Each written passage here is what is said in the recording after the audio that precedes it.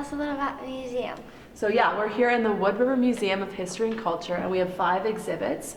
And so we talk about things like skiing history, we talk about Hemingway and his time when he lived here, we talk about some important people who have made an impact on the area, and we have a lot of interactive pieces as well.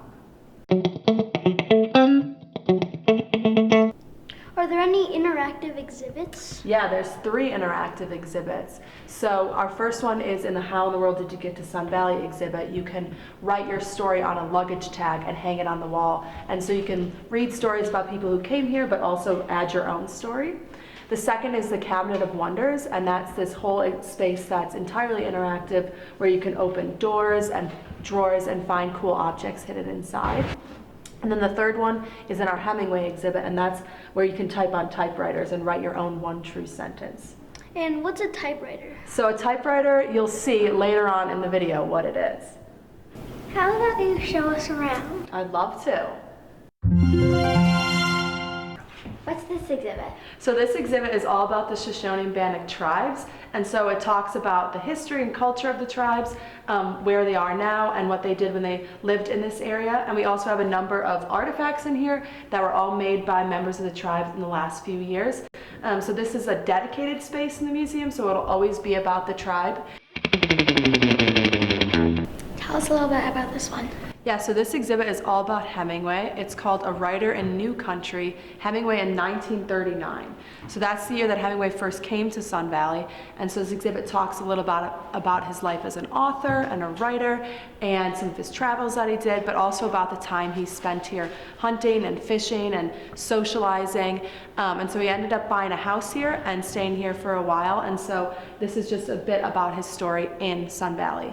And in this exhibit, we also have one of our interactive pieces, which is a typewriter. So we have 2 typewriters that people are welcome to type on. And so following Hemingway's kind of advice to write one true sentence a day, visitors are welcome to write one true sentence, and they can leave it here at the museum and hang it on the wall next to it. Or they can take it with them or write a note for someone. So it's a really great opportunity to step into Hemingway's shoes a little bit. So what do we have here?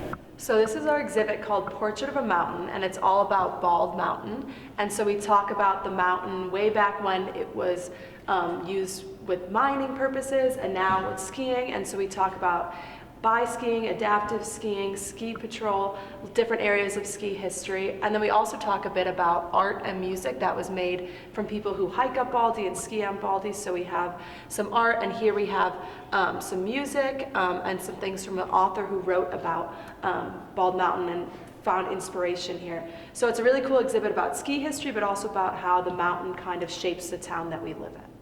This right here, we have a ski patrol toboggan as well as an adaptive ski. And so I talked a bit before about things being lent to us. So some of these things are on loan to us as well. So what do we have here? So this is our exhibit called How in the World Did You Get to Sun Valley? And so we have 10 stories of people who came to Sun Valley and how they got here. So we have stories from 1879 all the way up to 2016. And so it's a little glimpse into 10 stories about, what brought people here. Was it for work? Was it to ski?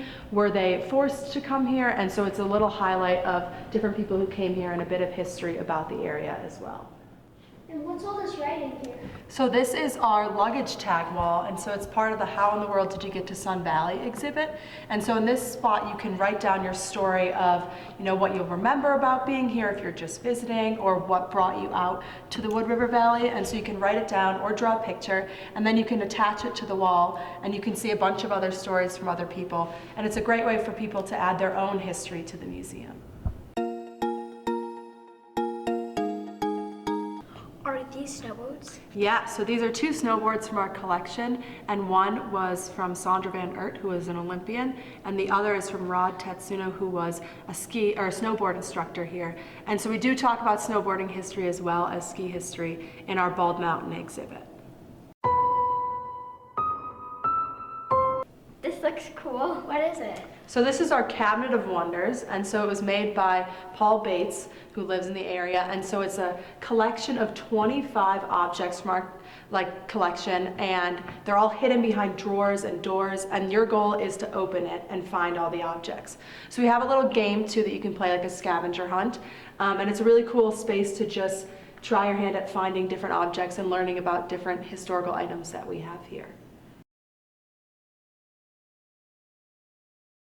How did the museum come about and who paid for it? Yeah, so our museum is part of the Community Library Association. So in 2014, the library took over the Ski History and Heritage Museum, which was in Forest Service Park. And so we had our museum over there for a little bit, and then we moved over here in July. So since we're a part of the community library, we're funded by very generous donors, as well as the Gold Mine Thrift Store and the Gold Mine Consignment Store. How did you get the artifacts for the museum? So our artifacts come from a number of places. Some people donate artifacts, and so then they give them to us and then we can use them.